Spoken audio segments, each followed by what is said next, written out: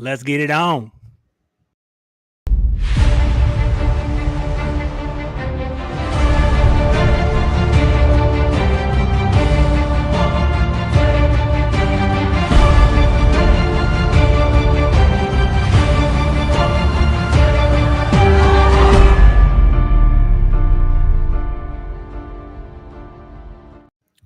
What's up, everybody? Thank you for spending your evening with me. I'm blessed to have my man Joe Castro here with me today from Philly, the podcast, also from the Best of Enemies podcast, Big Game James. How you doing today, bro? I'm chilling, man, living the life. I appreciate you having me back on, man. Like we were saying before, it's been too long. So I'm excited to tell you how the Eagles are so great. It's going to be fun. That's going to be the conversation today. All right. I like that. All right. Perfect, man. Yeah. So me and Joe know each other for a couple of years now. One of my favorite Eagles connects. I love talking to him about all things sports. He basically has his Philly, the podcast. He has it behind the Best of Enemies podcast where he collaborates with Dallas Cowboys content creator, Big Game James. I love that guy as well. Just to kind of start it off, I saw some pretty polarizing conversations the other day. Basically, I saw the conversation where it was Trayvon Diggs versus Darius Slay. What's good, man? What came about from that, man? How that conversation play out? I love Big Game James, but sometimes he's a little bit, hard to shift his mindset, right? Good, I had him at number 7. He had him at, I think, number 11. Good for him. I think that it's a good conversation. I think what I will say that I took from it, and I think that what he took from it as well, because he did get to the point that he said, overall, if you're looking at body of work, then obviously he would probably take a Darius Slay.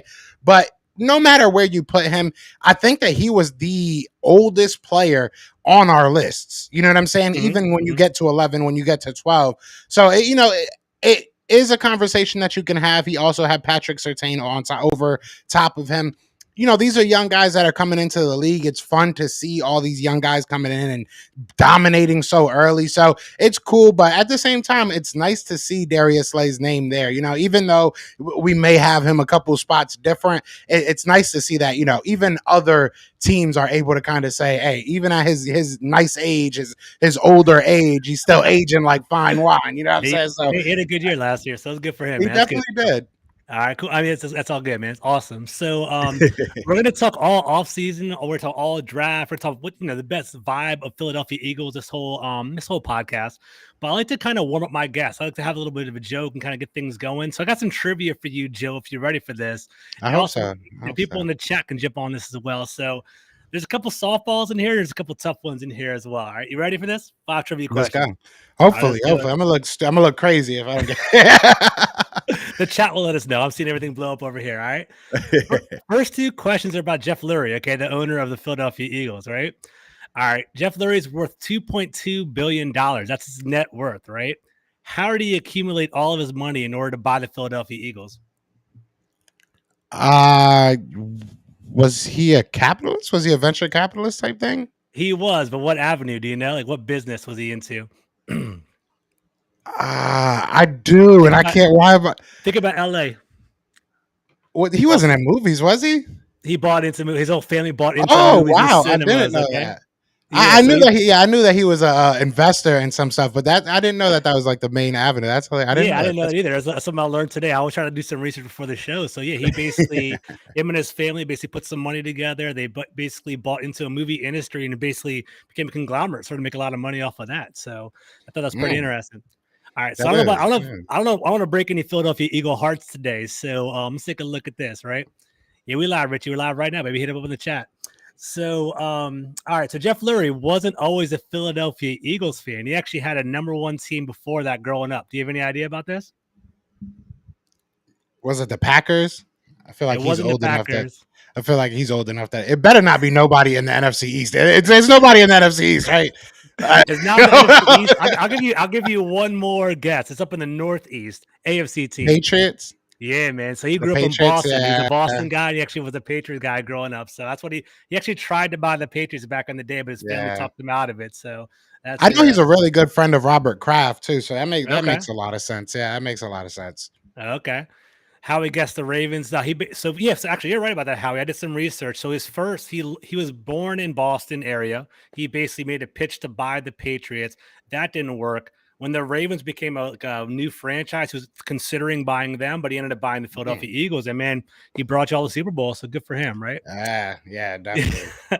All right, so this is tricky. This is a hard one, so I don't know if it's going to be hard. Like I don't know how. Maybe you might be easy for y'all, but the Eagles fans out there, more touchdowns in their Eagles career, Brian Westbrook or LaShawn McCoy? More overall touchdowns. Overall, Yeah, so I'll probably say Brian Westbrook. 100%. Like a Brian Westbrook. Yeah, because Westbrook caught everything, and between returns, he had that big miracle at the Meadowlands against the Giants. He had that punt return, bunch of reception touchdowns, bunch of rushing touchdowns. So yeah, but LaShawn's that dude. LaShawn was that guy. LaShawn was that dude. So for real, so Howie knows what's up. Howie's answering all these questions correct in the chat. Good job, Howie. Shout out to Howie. Shout out to Howie, man. So yeah, so for one, as a Redskins Commanders football team fan for years, Westbrook, I forget if Westbrook and Deshaun Jackson were together, or was McCoy and Deshaun Jackson, but y'all, dude, there's a trio. It was like McNabb, Westbrook, Shady, Deshaun, yeah. It was Shady. It was Shady at that yeah.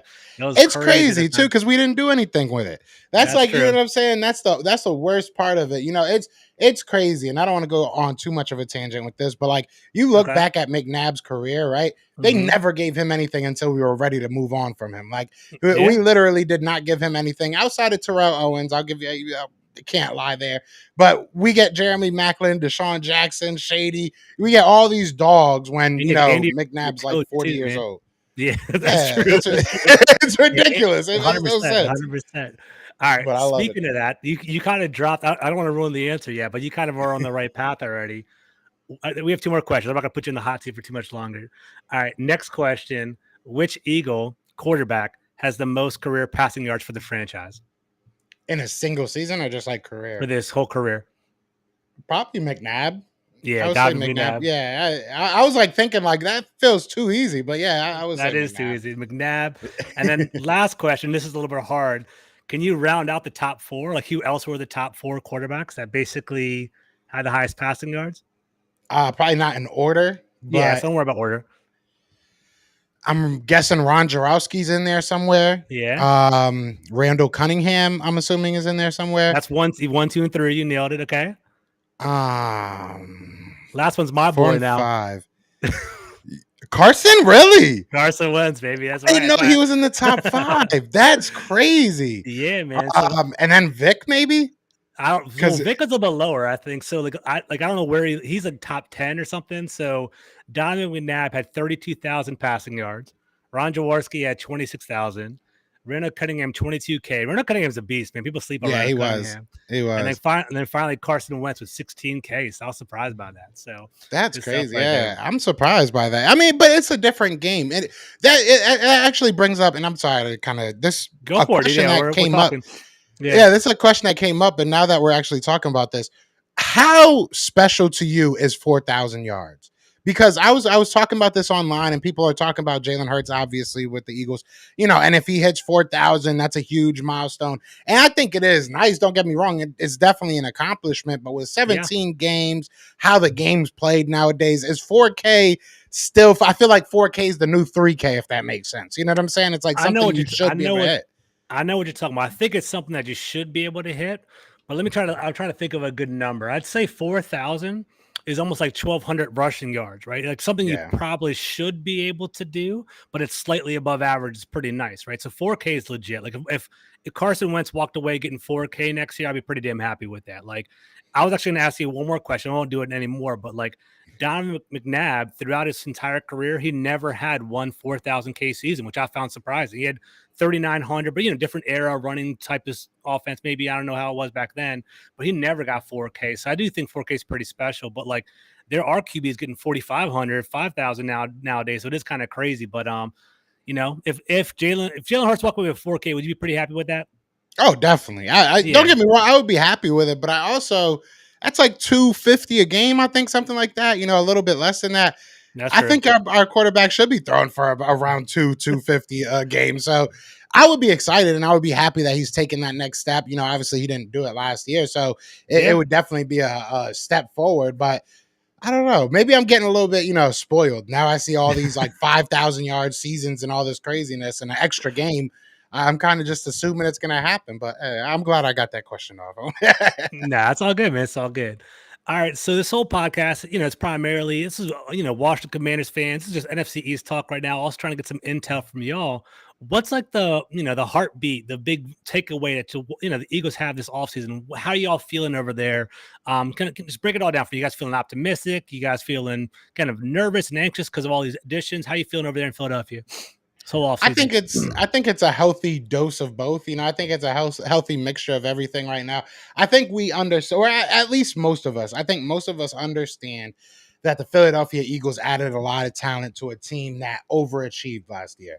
Okay. But I also think that a lot of people understand there's a lot of things outside of just the things that we fixed that need to go right. I mean, the defense, while they did add talent, our defensive coordinator is somebody that I know a lot of people are a little bit nervous about. Offensively, we did add a lot of talent, but Jalen Hurts needs to take that next step. So I think that we're very optimistic that we can be better than we were last year.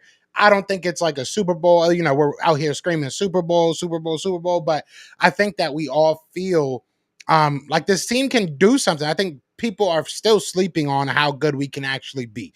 I think a lot of people go to Jalen Hurts. You can't win with that guy. You can't win with Jalen Hurts. I think we did it in spite of him a lot of times last year. And I think that our team got even better. So if he can take that next step, it's scary, in my opinion. I think this team could be very good. It does hinge still on the same things that me and you've been talking about all off season, even into last season. It hinges on coaching and Jalen Hurts. But as an Eagles fan, I feel comfortable. I feel like, you know what I'm saying? This is, how do I put it? Like, it's all on us now. It's all on, there's nothing we can really complain about. We can't sit here and say, our quarterback gets hurt every other week. We're really scared of that. We just need them to go out there and play right now.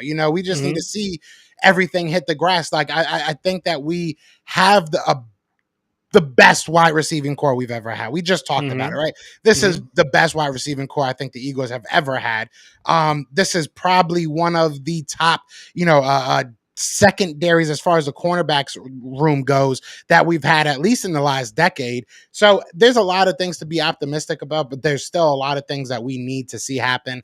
Luckily, training camp coming around right now, so this will be a perfect time for us, hopefully, to see it. But I'm definitely excited, and I think a lot of Eagles fans are as well. Yeah, I got you. So a couple things that I want to take away from there. So first thing that I liked, you guys, honest assessment, right? You were like, what, we may have overachieved last year, which I'm not being critical. I'm a pretty objective fan. So I agree with that. I think you guys were 9-8. You guys were kind of finding yourselves, but you guys won at the right time. You guys won against opponents on your schedule, and you guys made the playoffs. The other thing that I found was pretty important were you guys talking about your defense, right? We've talked about it all last year, talked about it on some other Philly podcasts. So I generally heard concerns about your defensive coordinator. Is that still a problem for you guys? Do you guys feel like he's not aggressive enough, or how do you guys feel about that? So Jonathan Gannon is he's a weird dude. I heard so much about how, diverse he was, how much, craziness we were going to see in our defense. And we saw nothing last year. We didn't even see really any adjustments, halftime adjustments or anything like that. I'll go back to Jim Schwartz. Jim Schwartz was a good defensive coordinator for the Philadelphia Eagles, but one thing that he didn't do was change what needed to be changed in order for us to be great on defense. Last year was atrocious when it comes to our defensive line. I don't have to really tell you, we earn our stones on our defensive line. That's where we invest the most money on. We were bottom 3 last year as far as sacks go and QB pressures. That can't happen again. That cannot happen again. Fletcher Cox called out our defensive coordinator and our defensive scheme. I won't necessarily say our coordinator. He didn't say Gannon's name, exactly, but he did call out the scheme, said it wasn't something that really fit him. So that can't happen again. Nothing changed last year. So I am very, very worried about our defensive coordinator, but he has a whole bunch of new weapons that, seem to fit more of what he wants to do. So I'm hoping that we see a different Jonathan Gannon this year. But last year he was just giving up 5-10 yards every play like it was no one's business. I didn't know that. I didn't realize that actually. It was crazy. Terrible. It was and I even said it online today. I even said it on Twitter. Like we sit here and talk about Jalen Hurts all the time, which is fair. Don't get me wrong. He's the quarterback. He's the most important face on the team. But man, it doesn't matter if Jalen Hurts becomes Patrick Mahomes next year. If our defense is as bad as it was last year and as porous as it was against was last year, there's no way we're going to be that much better. Because realistically, George, my level, my bar, my measuring Standard, stick is not. Yeah, it's not the regular season. We've made the playoffs many a times as Philadelphia Eagles. We have to make some noise in the playoffs. So yeah, he's the biggest detriment to that, in my opinion. I don't even think that Jalen Hurts has to go out there and be all world. I think that if our defense is way better, and you go back to McNabb never had to throw over 4K because our defense was always stacked. You know what I'm saying? Our defense was always stout. I'm genuinely surprised because the Eagles have their hallmark has been a stout defensive line and causing some problems. So that's crazy. So I saw earlier today that the Eagles were 12th overall in offense. What was their defensive ranking? Do you know off the top of your head, or we're bottom of the league, or how were I didn't catch that before. I know early on in the season we were terrible at defending the run. I know it kind of switched a little bit. I do remember that part actually. 5 yards per carry and stuff like that. It was crazy. Yeah, it was bad. It was bad, dude. But I know, like I said, I know as far as the pass defense, I think we were close to bottom of the row. I want to say we were 25 or low or something like that. I'm sure somebody in the comments can tell me better, but I know we weren't high. You know what I'm saying? But rushing defense, I think we ended up kind of middle of the pack towards the end of the year. But pass defense was bad. We gave up 80% completion percentage to 5 different quarterbacks in a 6-week span. I heard about that actually. Yeah, it was bad. It was like anything that could happen to your defense. I was finding out, new stats that I never knew existed. That's how bad this defense was. It was just, and the weirdest thing is it wasn't giving up a lot of points because it was just giving up long drives. So I guess it wasn't the worst thing in the world. Jonathan Gannon didn't want to get beat over top. And to his credit, he didn't get beat over top, but he got beat in front of him every play down the field. And then we weren't great in the red zone. Playing out to lose instead of playing to win. I can see that. I got you, man. Exactly. Yeah. And it's cool if you're going to play within the 20s, if you want to kind of let the guys have whatever they want in between the 20s, but you got to stop them in the red zone. And we just didn't do that. So it's something's got to give. You either got to, become a little bit more of a playmaking defense, get some turnovers, make some third down stops, or you got to get way better in the red zone. So he's a guy I got my eye all the way on. That's if coaches could work did drills during the offseason, I guarantee you I would just stay at whatever drill Jonathan Gannon was doing because I'm so worried about what he's going to be next year. Is he on the hot seat or is it more is this do you hear this in local news in Philadelphia, or is it more of a fan conversation? Is he on the hot seat at all? I have no idea. It's funny because he's either way, I talked to Bo Wolf, who covers the Eagles, and he has a whole team of people that are really connected with the organization. And I kind of asked him that question because it felt like that. It feels like either way he's going to be gone. I feel like if he has a really good year as a defensive coordinator, he's probably going to get talked to as a head coach because that's what he came into our team as. He came onto our team as a guy that would, was garnering that head coach talk that a lot of people liked. Okay. Yeah. Where did he come from, Joe? I don't he came from the Vikings, if I'm not mistaken. If I'm not mistaken, he's from the Vikings. But we also have Nick Rallis, right? Nick Rallis, I believe, came also from the Vikings as well. Okay. He's young. He's 30 or something like that. Crazy young. Okay. But he's a guy that I keep on hearing when I'm talking to reporters, when I'm talking to people, that he's the next name, that he's the guy that people want to move up. So I feel like if Jonathan Gannon has a great year, he'll be on talks for, a head coaching position somewhere. But also, I think if he has a terrible year, the Eagles will just be like, you know what, let's move on and let's, maybe get this youth movement going or maybe go get somebody else. So I don't think Jonathan Gannon will be here either way. Maybe that's a little bit of a jumping off the ledge there, but I really don't see him coming back at all. That's interesting. I mean, and to throw a nugget to people that are listening here and the Philadelphia listeners, I think we feel the same way about Jack Del Rio over here in DC, man. We came here, had that reputation of turning defenses around, coming from the Broncos, number 2, number 3 overall defensive coordinator.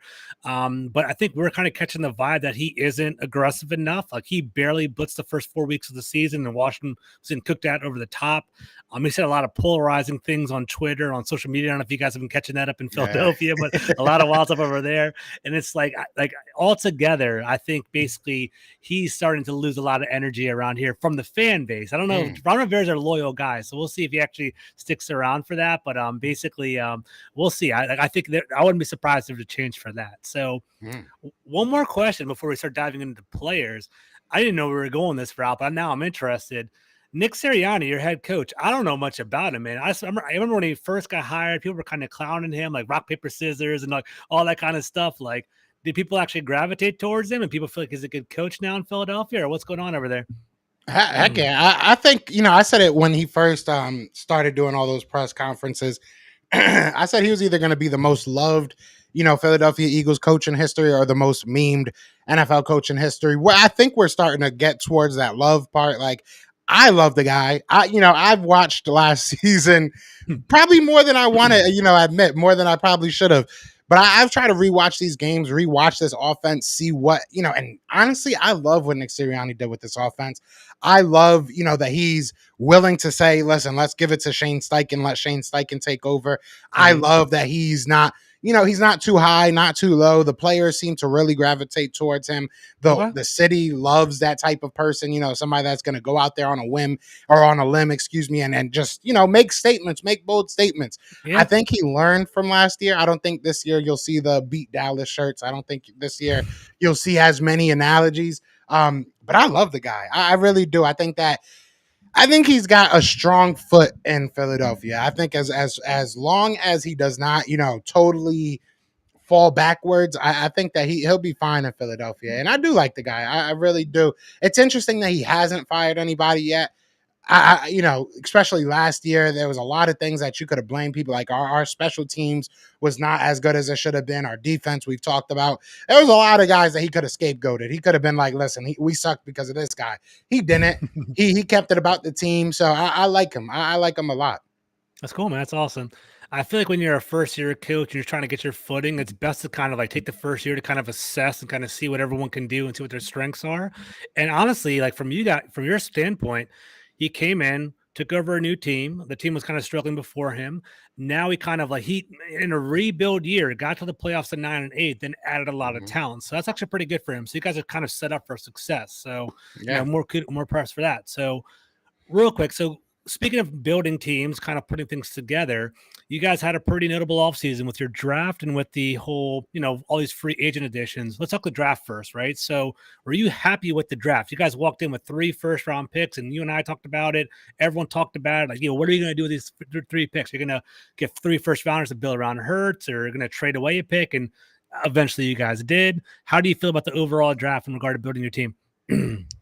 I loved it. I loved it. I mean, you look at the 2 draft picks that we walked into the night with. You walk away with A.J. Brown as one of them, and then Jordan Davis as the other one. I could nitpick. I could say, and I'm going to nitpick. I would have loved to have Kyle Hamilton on this team, especially seeing how safety, safety positions going right now, and how much Jesse Bates wants to get paid. I would have loved to have a Kyle Hamilton, but I love Jordan Davis. I think that he's going to be a dog for this team. I don't see Fletcher Cox, but that's okay. Like, I think that he'll be a dog in his own type of, retrospect. And I think that, the Eagles didn't say, let's grab him because he's the next Fletcher Cox. I think he's going to be great in his own type of style of play. So I'm excited to see that. Obviously, going deeper into the draft, being able to get Nakobe Dean in the 3rd round was an absolute steal. There's so many things that you watch, from that draft, and you love it. Like I said, being able to get A.J. Brown, being able to get Hassan Reddick, especially when Philadelphia Eagles, at least me, I won't say, everybody, but I did not expect us to go after Hassan Reddick. There were some people that were saying that we were going to go after Hassan Reddick, and I would have loved it. Don't get me wrong. And I did love it when we got him. I thought he was going to get paid way more. And I think that everybody else thought he was going to get paid way more, even if he did come to the Eagles.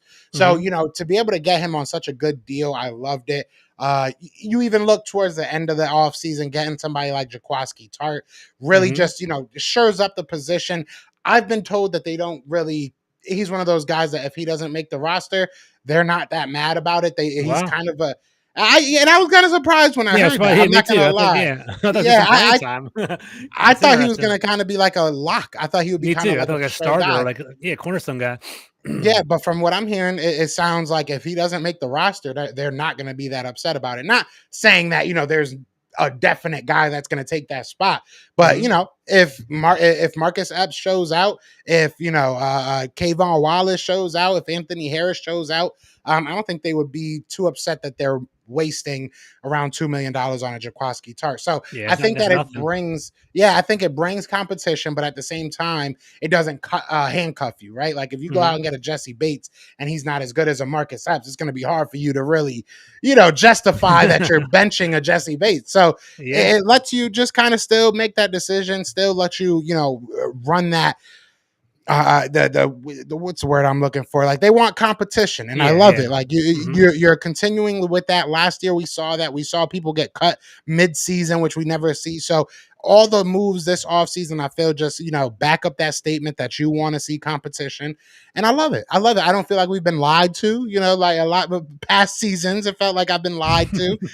This season, I feel like they're doing everything they said they would. So this was I said it. I'll say it again. I think this is one of, if not the best offseason as a Philadelphia Eagles fan. Yeah. It was a lot of fun to watch, and Yeah, I'll be honest with especially you. not thinking you would. I'm sort of jealous for you. I mean, I think I don't know if you and I were talking about it, but it was like I know the other NFC East teams were getting frustrated about how slow moving the off seasons were. Like Washington were dying for any addition. Like we still don't have like a true like linebacker depth at all. We want veteran depth. We don't have any Yeah. of that. So I'm definitely jealous of you guys, and hopefully hopefully you guys pan out for you. But Yeah, we got a bunch of linebackers. We never have linebackers. I'm sorry. give us I one. gotta say that. You know what I'm saying? We never have linebackers. Now it's like I don't even know who's gonna play. It's pretty. It's nice. It's So nice being an Eagles fan.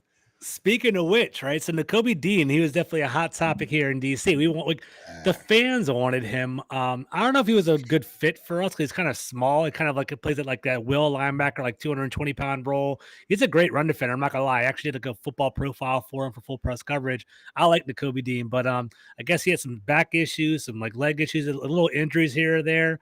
Has he been practicing at training camp, or did he practice at training camp? And have you heard any good things so far, or what's going on there? Yeah, we didn't do much training camp, the Philadelphia Eagles. I'll be Okay. honest, I think we had like 6, maybe 7 days. I think it was 6. Okay. Out of the 13, we opted to only do 6. No like physical days. Obviously, it's very limited what you can actually do because of the NFLPA. But from what I heard, he was a full go. From what I Okay. heard, it seemed like he, was in consideration to be that guy as the communicator for the defense. They were talking about giving him the green Oh dot. wow, the Mike linebacker. Okay, Yeah, interesting. so that there was a Okay. lot of hype behind him, but at the same time, I don't want to overstate it because Yeah. we really didn't do anything. If I'm being 100% honest with you, George, we really didn't do anything for those Interesting. Okay. Okay. OTA. So We did like, a lot of 7-on-7s in DC. We didn't really go too. We didn't hit it yeah, all, we but ain't we do like did shit. a lot of 7-on-7s and drills like We that. ain't do that. I would have rather have gotten like fines. Like I think Mike McCarthy ended up getting a We got fine fined. because they were we got yeah, fined. you guys got fined. We ain't they were like, you guys did great job. Like 100K. I don't even Yeah, know why we crazy. showed up. Yeah. But but yeah, I heard that he was out there fully ready to go. He said he's ready to go. There's been no type of that trepidation that he might miss the beginning of the year or anything like Okay. that. It seems Interesting. like he's 110% to go. So I love when draft storylines like that happen, right? You get the video of Laramie Tunsil that one year. This year it's him getting hurt, so it helped us. So I'm glad. I think he's ready to go, and I expect him to be out on that field come game 1. Gotcha. Okay, cool, cool. All right, so good for him. We'll see if he actually gets some playing time. So, walking away from the draft, walking away from the free agency, you guys got AJ Brown, big acquisition, James Bradbury, big acquisition as well. Are there still large deficits for your team right now? Do you guys have like any holes on the team you guys are concerned about, or do you think like for the most part you guys are pretty good? I would say safety really. That's like, Okay. I know we just talked about safety, and I'm glad that we got Jaquaski Tart, but it's still probably the biggest, question mark as far as what has been done at the position, right? Like, you can look at the cornerback position. So you got two guys that have played high level at the position. Defensive line, you got a bevy of good players. Linebacker can still be a question because I don't necessarily know who is going to play. We have a whole bunch of players, at the position right now. So it'll be interesting to see what happens. But safety, to me, I think that's still the biggest question mark. It could not matter. It could really not matter. I was one that really sat here and was like, we need Jesse Bates. We need Jesse Bates. But shout out to my subscribers because they calmed me down. They talked me off the ledge. And it's true. I saw the thumbnamble'll for it. So you're harping for me, you're pining for me. I want him. And don't get me wrong. Don't get me wrong. What I'm about to say, I still want him. You know what I'm saying? But I understand the opposite end of it.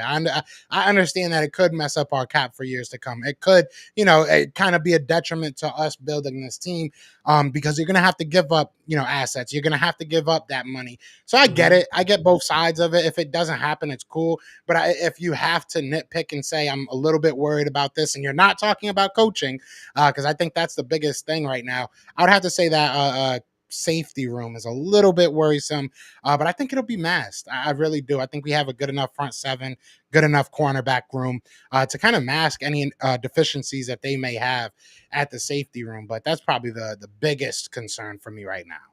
Interesting. Yeah, I agree. I think if you have a good cornerback situation and good pass rush, you could always kind of hide the safety as well.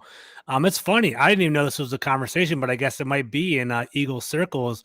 My man Richie right here, Richie Mack said, "Is Darius Slay a top 8 cornerback?" How do you feel about that, man? I don't know. I don't even think about it like that. But I mean, is that a conversation in Philadelphia circles or what? Maybe it is. I guess it is. I guess it is. Yeah, I guess it is. I didn't know. There's no way I'm not putting Darius Slay in my time. I'm sorry. There's just no way. I had him at number 7. I think that was very fair. You know what I'm saying? So it is what it is. I guess it doesn't really matter, right? It doesn't in the grand. That was last year, right? Exactly. Now it's all about what he does this year. But I say he's top 7. What do you think? Do you think he's top 7? I don't know. So you tell me, man. So I haven't followed him as closely as you guys do, obviously. So Darius Slay, when he was on freaking Detroit, big, King Slay, big play Slay, definitely, elite player, right? One of the best in the league. From what I remember, you tell me, you educate me. I thought he had a down year his first year in Philadelphia, right? Wasn't he kind of like falling off the charts a little bit? Like he wasn't really that great. And I guess he bounced back last season. Like for me, I'm like, I respect him, but I don't find him as super elite. But maybe you have some stats ahead of that I don't know, or anything like, was there a completion percentage or something or picks? Like why do you guys consider him top 10? Like I just don't educate me. Yeah, no, I will say his first year wasn't the best, like on the surface. When you walk away from it, you know what I'm saying, and you just look at it on the surface, it wasn't a great year for his first year. He had like 4 games that people love to go back against, like the DK kind of. He beat him up a little bit. It is what it is. Big boy. Yeah, it is what it is. Along with some other people that kind of took advantage of him. I think we went against Devontae Adam that year. Like these were elite wide receivers that beat him up. It is what it is. And then last year, he had 3 touchdowns. I think he was first in defensive touchdowns, second in cornerback grade. I didn't realize it was like that. Okay, cool. Yeah, I'm trying to think. I was loving him a little bit. Okay. Oh yeah. But for good reason. He didn't allow over 30 yards. You know what I'm saying? Like the dude was out there killing it. I don't have. I think I still have some notes from the. Hold on, let me pull this up. Yeah, I still have some notes from the best of enemies. So hold on, let me just. Yeah, only 28.8 yards allowed per game. You know what I'm saying? And then you go through some of these big names this year: Calvin Ridley, Kenny Galladay, Amari Cooper, Keenan Allen, Antonio Brown, DJ Moore, Tyreek Hill. None of them got over 15 yards. So I mean, like he did his thing this year. I think that he did his thing this year, and not only that he did his thing this year. You look at the other people on the top 10 list. I won't go through too much of them, but obviously you got names like Jair Alexander, Jalen, J.C. Ramsey, right? Or J.C. Jackson, excuse me. You got a bunch of different guys that are on good defenses. right? Like That's true. Ramsey's on a really stacked defense. Xavier Howard, the Dolphins have a good defense. Ramsey got cooked in the Super Bowl too, but go ahead. He did get cooked. Yeah, he did get cooked. But you look at their defenses, you look at these cornerbacks, top cornerbacks, and you look at their defenses. Yeah, I'm not trying to sit here and poo-poo on my own team, but our defense was terrible last year, and he did all that on a terrible defense with no help. He didn't have a safety behind him that he could realistically count on. He didn't. I liked what Steven Nelson did last year, but he wasn't a premier guy. Our front seven, like I said, was bottom 3, and you're still able out there to get touchdowns and interceptions and shut your side of the field down. So I think that you look at, and his projection, right? Like you look at what our team is now and how we were able to build our defense. I think it's very, very possible that he goes out there and has a breakout year because of that. So I'm excited. Yeah, definitely, for sure. So speaking of building up your defense, what would you say is the hallmark of the Eagles? Or is your offense better than your defense? Is your defense better than your offense right now altogether? I would say our offense is better. I would say, shout out to my boy. I love Weed's my boy, by the way. He's on every single podcast. I love this guy. He's great. What's up, man? What's up, my man? How you doing, name, bro? Yeah, he's about to spank Slay. That ain't gonna happen. CD ain't doing nothing to Slay. We're definitely gonna sweep the Cowboys this year, and I can't wait because it's gonna be hilarious. I'm calling it now. But no, I will say our offense is better than our defense. I think that our run game, our offensive line, it's another world, and I don't even think it's just our starters. Like I think our top 5 is really, really great. But then you look at our backups, and we have probably the most deep offensive line in the league, in my opinion. So I keep hearing that over and over again. Your offensive line is the best in the NFL, or arguably the best in the NFL. Yeah. So I mean, I would have to say our offense. If our defense can step it up, what's going on, Cole? If our defense can if our offense, I can't talk. If our defensive line can step it back up and get back to where they were, I'm telling you, George. Last year, right, we were bottom 3 in sacks. The year prior to that, we were top 3. That's too big of a that's too big of a jump. That's too big. You're gonna find something exactly. I want to get back to top 3. Don't get me wrong, but at least get me back to top 10. And I'll be cool. And I think if we get back there, it helps everybody. So I think our offense is what's going to win us games. I think our offense is what's in it. It's not going to be flashy. I don't think it's going to be Jalen Hurts going out there throwing for 400 yards a game. I think it's our run game just saying, okay, you're just not going to touch the ball for like the next 8 minutes. So, you know what I'm saying? Like, you better go out there and score every single time because we're just going to keep running it down your throat. That's a smart strategy right there. So let's pivot a little bit, right? So we got an NFC East conversation going on. My boy Cole's in here. My boy, I love Weed. I love those guys. They're always on all my shows every time. Let's talk about the NFC East. Time to stick out your chest a little bit, Joe. How are you feeling about this, man? Are you feeling confident? Are the Eagles going to win the NFC East this year, in your opinion? George, let's not talk about if the Eagles are going to win this. Let's talk about by how much, right? Let's talk about how badly we're going to be demolishing this whole division. No, all jokes aside. All hate aside. I think we could. I definitely think we could. I think that it's fair to say that the Cowboys took a step back. I think it's fair to say that the Washington football team are a better team on paper. I think that now having a quarterback, it'll definitely help them. But I still don't think that they're there yet. I still think that they're a couple pieces away. And I think that they're a coach away, if I'm being 100% honest. I love Ron Rivera. Don't get me wrong. Yeah. But I don't think he's that guy that's going to bring you to the next. I think that he got you to a place where you can build in peace, right? Yeah, like, like you guys we're now a professional organization. Exactly. Like you guys can just, I agree with that. Okay. Yeah. So I respect him to that. I really do. I've told you before, I love Ron Rivera. You know what I'm saying? Yeah. Being Hispanic myself, I love the man, but I just don't think he's that guy right now. But and then Giants, I've said this before. I think that the Giants, I think Wink is going to get that defense on the right path. I think that the team overall is going to benefit from having a better coach. I think that Joe Judge was very, very bad. I am not going to, I said it last year that I thought Daniel Jones would take a step, you know what I'm saying? And then he took a step, but it was in a totally different, you know what I'm saying? He did the electric slide to the opposite end that I thought he was going to be at. So I won't say that he's going to take a big step, but I do think Daniel Jones is not as bad as he was last year. I will say that. So I do think that they'll be better. But with all that said, I don't see how any team, only team I can see beating the Philadelphia Eagles in the NFC East on a consistent basis is the Philadelphia Eagles. If the Philadelphia Eagles go out there and do what they're supposed to do, go out there, dominate on the run game, use your offensive line, slow the game down, blitz heavily, use Jordan Davis like he's supposed to be, use Fletcher Cox like he's supposed to be, utilize these cornerbacks like they're supposed to be. I don't see how we go out there and lose. Last year, we had everything. We did not have a good team.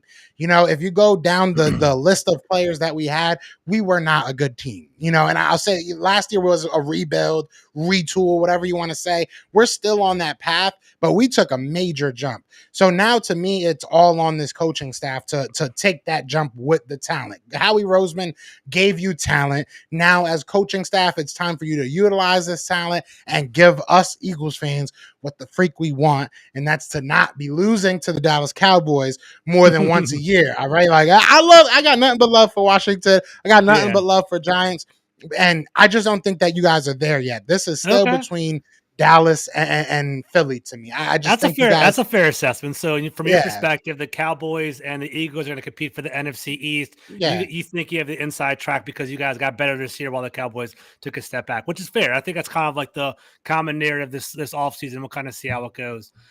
In my opinion, I think I agree. I do think the Cowboys, Eagles, and Commanders are all kind of in that same they're all that same network right there. They're kind of like, I think two of the three are actually going to make the playoffs. And I think it's going to be attrition. Who can be the healthiest by the end of the year? Who can produce? Who can have some chemistry at the right time? Who can peak and so on and so forth. I do think it's going to be pretty interesting.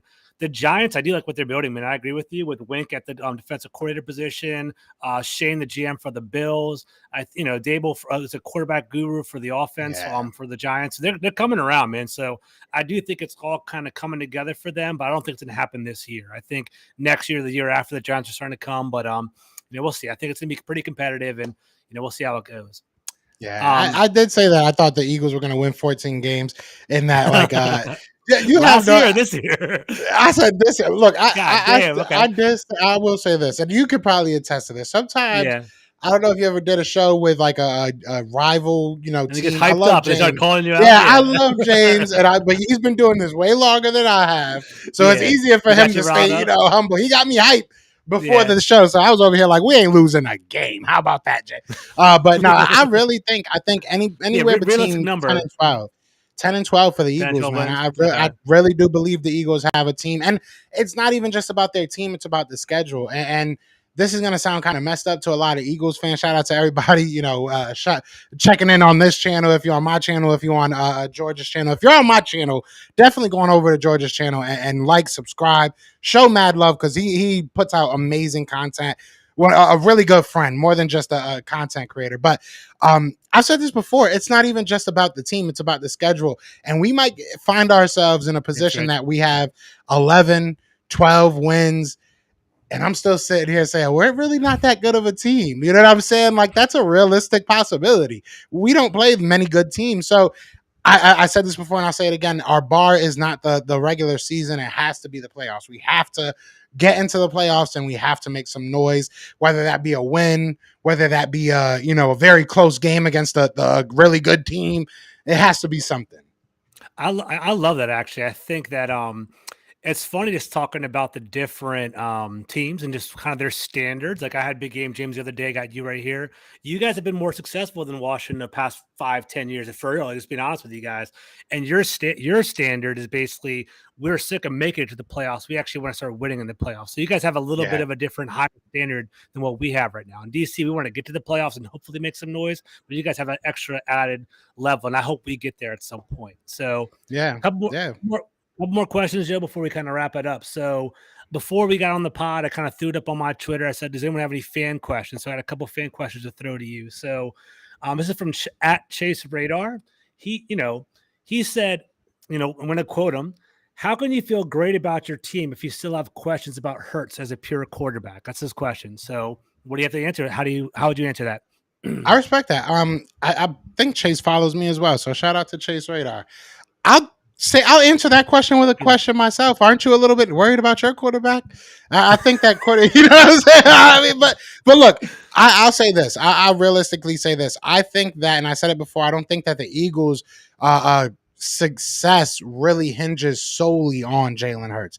If Jalen Hurts goes out there and is absolutely garbage, he can definitely derail our season. But I think that if he goes out there and plays even at the same level that he did last year, the rest of our team is so much better that by default you should be better, in my opinion. By default, you should take another step. So last year, more experience, exactly. This is his first year having consecutive offensive coordinators, from what I understand, right? Since high school. Since high school, I've heard that too. Yeah. So yeah, I mean, and I'm not going to buy too much into. I would love to see Jalen Hurts become a great player, become a great passer and all that stuff. Realistically, all I need him to do is just not give up the ball, be who you were last year at the worst. You know what I'm saying? Don't give up. Don't fumble the ball a whole bunch of times. Don't throw a bunch of interceptions. That's one thing I will say from his first 4 games to his second year as him as a full-time starter. He didn't give up the ball, and that's huge. So if you can continue to do that and just let the rest of these players do what they got to do, you're no longer throwing little 5-yard outs to Rhaegar. You're going to be throwing 5-yard outs to A.J. Brown, so you're going to hope that that's going to be a little bit better, right? So you should see. He's a bully with the ball, bro. He's a big boy. He's a big boy. Yeah, so everything's built how it should be for us to be what we were towards the end of last year. A.J. Brown is the perfect person to continually build your running game around. Exactly. He's a coming from the Titans, that whole power running game, blocking, catching the ball, bully balls, catching on a slant. A.J. Brown does fit the Eagles pretty well. I want to give a shout out to Richie and I love Weed. They're going back and forth in the chat right now. Richie said Cowboy fans are hiding over in Carmi's stream. Dude, they're welcome, man. I love talking football, man. It's NFC East. I'm glad I love Weed's here. I'm glad Cole's here. Those are my boys, man. So you guys are more than welcome. Richie joining on the podcast too in the future, man. I love that stuff. So people telling me I need to be drug tested because I'm saying we sweeping the Cowboys. Cowboys are definitely in the building, y'all. I don't know. Dude, I love it. That's what we're here for, man. It's talking smack. I love it, man. It's awesome. So let's keep a couple more questions. So Chase, same dude, he basically said, Hurts question. He says, I'm actually interested in this one for fantasy coming up. Is it a make or break season for Miles Sanders? Yeah, I mean, it depends on what you define as a make or break season. Like, if you want him to be a part of the Philadelphia Eagles, kind of is. He's another guy that is he like a legit you can build around, or I don't know much. Oh, I would draft him. I think I had on my team last year. I couldn't even play him because it was rough. But yeah, go ahead. He would be a solid flex, maybe. Okay. I have to, a gig that I got is kind of based around a lot of fantasy stuff. So I've been having to ask a lot of these questions, but I wouldn't trust anybody in our running. I know our running game is going to be great. I think it's going to be amazing next year, but you could be looking at one game, Miles Sanders getting 10, 15 carries, right?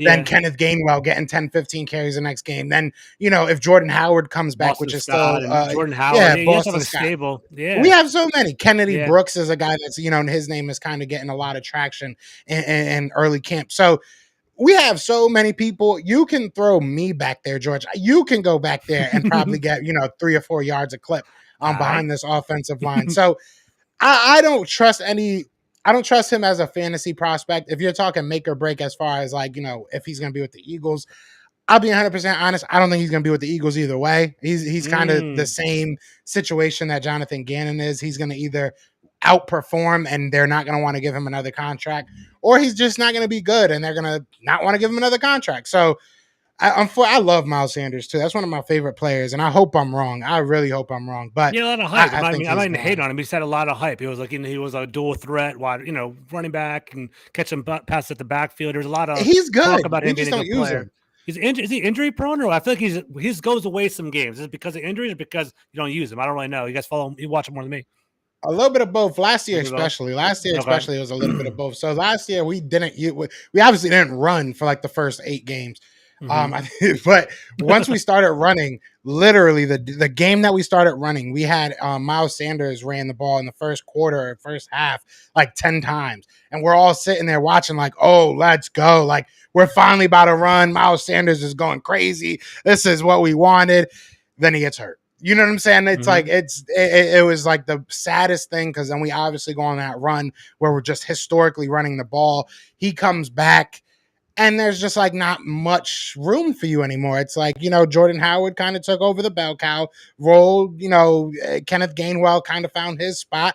We found a spot for Miles Sanders, but Miles is going to have to fight every play to be on that field because there's other guys that can play the field, play the position at a cheaper rate than what Honestly, he the probably Eagles are doing wants. it. Honestly, the Eagles are doing it right. I like that perspective. They're doing it at a cheaper rate than Miles Sanders, and like you have to be by committee. Injuries Yeah. keep people fresh. People have different strengths, and honestly, I don't know about Miles Sanders' pass blocking that comes into effect too. So there's a bunch of different factors that go into it. So for sure.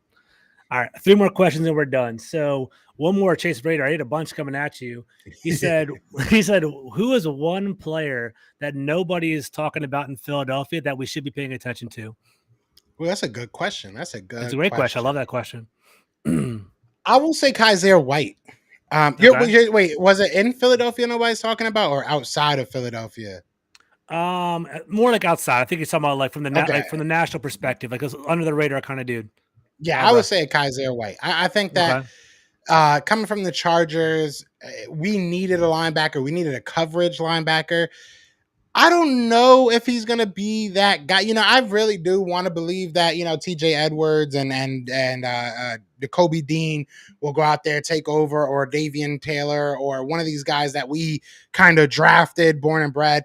But if not, we might have ourselves a dog. Like everything that I've heard from Chargers, fans, cover linebacker reporters, for sure. Yeah, I know they about him. love this guy. Yeah. So Yeah. if he goes out there and he does what we expect him to do, we could be even if he's just a depth piece, you're talking about we're 3-4 guys, deep at the linebacking position. That's crazy. I can't remember the last time the Eagles were 1 deep at the linebacking position. So it's nice to have 3 or 4 guys that can possibly go out there. So I think Kaiser White is a guy that I don't necessarily know how big of an impact he's going to make, but it could be huge. It could be a huge impact. So I'll say Kaiser White.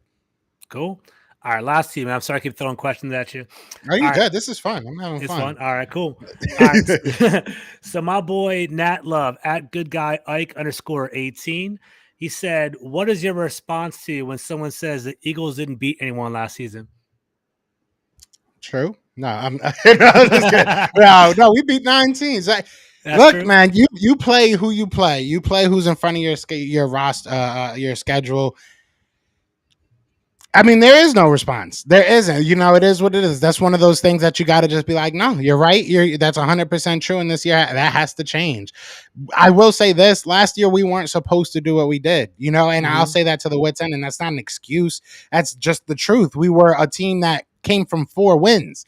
A brand new quarterback, a brand new coach, a brand new offensive coordinator. Every single coach was brand new, right? You go through all that this offseason. You go through a whole bunch of staffing changes. We no longer really have a president of player personnel. No longer have an Andy Whiteout. Like there's so many things that have changed. So many things that have changed with this Philadelphia Eagles organization and team. And not only that, you've been able to still kind of stay afloat. So I understand that. I get it. We need to be better. But I didn't think we were going to be as good as we were. So I'm not mad at it. I think that if you say that to me this year again, I'm going to be a little bit more upset. Like this year is the year I expect us to take that, step. But there's not much you can say about that. If you're a realistic fan, because that's a fact. That's the truth. That's that really happened. We could say that we beat the Saints, right? When we beat the Saints, they were over 500. But you can also say that they didn't have Michael Thomas, Alvin Kamara, or Jameis Winston. So yeah, it is what it is. It sucks, but it's something that we're gonna have to fix. Nah, that's one thing I appreciate about you, man. You keep it real always. You definitely I do think, in my honest opinion, I think the Eagles overachieved last year, but that's a good thing. I mean, you guys have a very, very similar trajectory to what we had in 2020. We were coming off a bad year. We had name change. Everything was ugly. We had kind of a unique stretch at the end of the year where we started winning against really kind of underperforming teams, and we made the playoffs that way. We were hoping to take another step, but then we took a step back as what we had this year. Yeah. So I don't know. We'll see what happens with y'all, but I mean, definitely – you guys definitely added more to your team to what we did. So you guys are projected to do better, I honestly think. We better do better. All right, let's do 2 more. All right, so fan question from Ed's Biv. Let me find his actual Twitter name because he's a cool dude. I talked to him a couple of times. All right, his question, his name's Nat's Love. He basically said, that's a different question. Ed's Biv, he said, are you concerned about chemistry on defense? You guys added a whole bunch of new pieces to the team. Do you feel like Are you concerned about that? Are you worried? Definitely. Yeah. I mean, an offense as well. It's going to take time. I will say this as far as our defense goes. I think that talent will take over at some point. And especially on the defensive line. When you look at where we added pieces, you added pieces to that defensive line. Let me rephrase that. When you look at where we added young pieces, when you add a veteran like a James Bradbury, I don't think there's much chemistry that he has to get. Like, just go out there and be our cornerback too. That's basically what we asked of Steven Nelson. Solid corners, bro. Yeah. Yeah, I don't think there's much that we're gonna ask him to do that he hasn't done before. Same thing with these safeties. You look at Jaquaski Tart. I mean, there's nothing that we're doing that I don't think he hasn't done before. So if you look at the rookies that we've added, the youth that we've added, it's at the linebacking position and it's at the defensive line position. Okay. Defensive line, we have a whole bunch of veterans that can just kind of bring them along. Easier transition in the NFL too. They're really, certain A gap, B gap. I mean, exactly. I just don't want to discredit their position altogether. But considering like quarterback and wide receivers and things like that, I feel like it's more easy. Like, defensive line and probably running back are probably more of an easier transition in the NFL, in my opinion. So I can see that over there. Yeah, and a lot of the things you can work on when you're not in pads, like with offense, like your timing and all that, you kind of need to be in pads, kind of have that defense out there. With defense, it's kind of like just knowing the calls, knowing where you're supposed to be on any given play. So I feel confident that the veterans of the positions can kind of walk these young guys along. So I'm not too worried, but it's a good question. And it is something to kind of, keep an eye out for. Very good. Will says right here, he's definitely a big Eagle supporter. I believe that Hurts is way underestimated, and I think he'll come through as one of the all-time greats, or one of the Eagle greats. I've watched Eagles ever since Cunningham. Let's go Hurts and the Eagles, baby, and a whole bunch of emojis.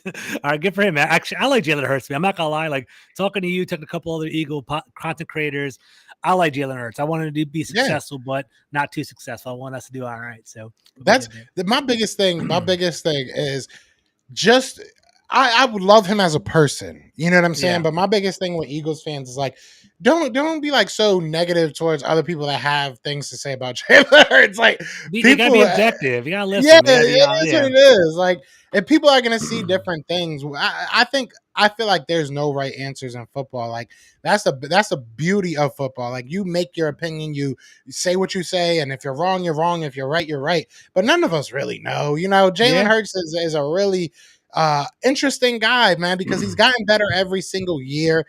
Yeah, I feel like at some point it's gonna click, and he might become that guy that we need, but he might not. And honestly, I really don't care. I don't care who our quarterback is. Me personally, we have so many picks. We have so many, young players. So much money coming up. Like, I believe in Howie Roseman again. Like, I would love for Jalen Hurts to be our quarterback because, one, I do like the kid. I think like that he is. I like him a lot. Yeah. But two, it makes everything easier, right? It makes everything easier. Now you have your quarterback. Now you can use those building picks. Around it. Exactly right. Yep. But if we don't, we got them picks. So I'm not too worried. Man. I think the Eagles are going to be fine either way. And we're never a team that falls off for a long periods of time, right? Like, you see us go, win 4 games the next year, we're right back in the playoffs. So yeah, man. I'm not too worried, man. I'm not too worried. That's good stuff, man, right there. All right. So we spent a lot of time talking about the Eagles. This is my personal question because I'm just kind of curious for the vibe around the league. So when you think of the Commanders, are there any players, like, who would you say are like the players you guys consider like, oh, these are the better players on the Commanders, people that stand out, like people that you are worried about? Like, do you guys respect? Like, I'm actually not even going to say anything because I want to drop like 2 or 3 Commanders that you guys are like, he's actually a pretty good player. Like, we're looking out for him when we play him next year. Is there anybody that you feel that way, or are you guys pretty confident in the Eagles? I'm sure there's a little bit of both, probably. I like Terry McGuire. I don't want to say I like, but Scary Terry is the truth, right? So Scary Terry is the truth. I think that's an easy one. Your running back is good. What's his name? Antonio Gibson. Antonio Gibson. He's good. Actually, one of the Eagles content creators like made a whole video about him. I had no idea who he was before he got drafted, but either way, he's really good. Mm-hmm. I want to see what happens with Jahan Dotson. Mm-hmm. I like your defensive tackle. Is it Deron Payne or something like that? Yeah, I like your defensive tackle. I like your whole defensive line, if we're being honest. I'm trying to think who else. If I'm being 100% honest, that's the only people that come to my head. But I know you guys keep talking about you guys got the safety that I'm now kind of interested to see play. You know what I'm He's a saying? beast, man. Cameron Curl's legit. Yeah, I like him. But if I had to, and obviously it's going to be interesting to see how Carson Wentz, pans out. But the only really people that scare me on your team is like your defensive line and Scary Terry. That's like the only people that I'll go into a game and be like, all right, we got to make sure these guys don't ruin the game for us. That's good to know, man. That's definitely good to know. One thing that was interesting, like I mean, seriously, like that's really good to know. Our whole team for Washington is like it's all going to be about if things kind of hit for us. It's very like fragile in regard to our success, right? Is Carson Wentz going to be successful next year? Is Chase Young going to bounce back? It's interesting you didn't say Chase Young. It's like he kind of fell off the radar with his season last year. I'm not too afraid of. Yeah, better say Curtis Samuel's on our team, and basically people aren't talking about him either. So it's interesting to kind of see where people feel. So things got to fall right for us to be successful. But I think it's so interesting that you guys have like your wide receiving core is really, I don't want to say weird because I want to be rude, but like it is. Be real. Like you got a lot of small boys, like a lot of small guys. We got some shifty people on our squad. Yeah, exactly. Yeah, 6 foot and below shifty people. So we'll see what happens there. Yeah. It's gonna be really fun it's either gonna be really fun to watch or you're gonna have a whole nother, starting 3 wide receivers after 4 or 5 games. Because Carson Wentz does not care where he puts that ball. That's one thing I'll say. He's gonna put your wide receivers in some spots to get knocked the heck out. And you don't have Curtis Samuel's yeah. I think the rationale for Washington is that our wide receivers are gonna be like chain movers, like screens and like slants and like drag routes and stuff like that.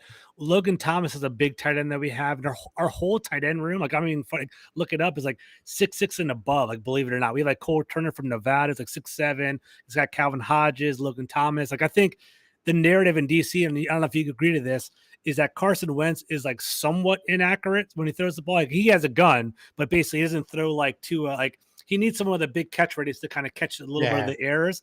And basically they're like saying that we intentionally got the tight ends to kind of cover that up. So we'll see. That makes sense. We'll see that makes a lot of sense. All right, bro. I kept you for an hour. I appreciate you, man. So before we log it off, before we end it up, so tell people where they can find you on Twitter. Talk about like upcoming products and stuff like that. Drop it down. Yeah, man. Joe Castro at Philly TP. Definitely follow me on Twitter. Philly the podcast on YouTube. But nah, man, if you guys are watching, this is on both channels, right? If you guys are watching on my channel, definitely, like I said, go give a follow, a like, a subscribe to what they're doing over at Full Press, because this is a really good friend of mine. I enjoy having him on. I don't bring many people on with me and James, as you guys can tell. This was one guy that, I felt confident doing it because I know he knows his stuff. So it's always a blessing being able to be on here. As far as things coming up, next month, I'm starting a new job. And it's going to be amazing. It's going to be the most beautiful thing. A lot of opportunities coming up. And I hate having to keep secrets, but I have to. But just watch out for next month. I promise you guys it's going to be amazing. I appreciate you so much, George. And I appreciate everybody tuned in, man, for real. That's awesome, man. I love to hear you being successful, man. I'm always rooting for people, and I root for you for real, bro. So likewise for Joe, man. Joe's good people. I've known him for a couple of years. If you guys are Commander fans, go follow him at Philly, the podcast TP for his Twitter. Awesome content creator. If you love the NFC East, the best of enemies on Sunday mornings is definitely a must follow, a must watch. It's hilarious. They have the best intro in the podcast game. I'll tell you that right now. It's awesome. Yeah. Now James is the man. Jesus the man. So guys, definitely follow me on Twitter at gcarmy21. Definitely like and subscribe to the channel. I love that, guys. Full Press Commanders podcast with George Carmy. Other than that, guys, I'll talk to you guys soon. Peace out.